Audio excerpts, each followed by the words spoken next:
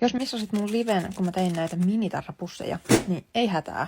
Mä teen nyt näitä vähän lisää ja näytän samalla, että millaisia tarroja voi oikein sisältää sitten. Mä pyrin lisäämään aina jokaisen erään uusia tarroja, ihan sen takia, ettei aina tulisi niitä samoja.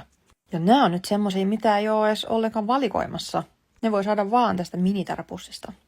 Ja sit sä voit saada jopa tän Olen aivan muusina tarran. Se on siis tulossa piakkoin valikoimaan. Ja mäyhemiä ei ole ennen ollut minitarrana. Toi mäyhemä on oikeasti niin söpö, mä voisin liimata niitä vaikka joka paikkaan.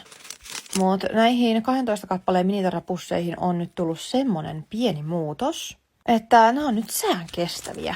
Aikaisemmin mä tein ne itse, mut kun niissä on niin iso homma, niin nyt mä päätin sitten teettää ne. Ja sit ne on myöskin sään kestäviä sen takia. Et nää voi laittaa nyt sit vaikka polkupyörään tai pyöräilykypärään tai kuule ihan mihin vaan haluat. Mielikuvitus on vaan rajana sulla.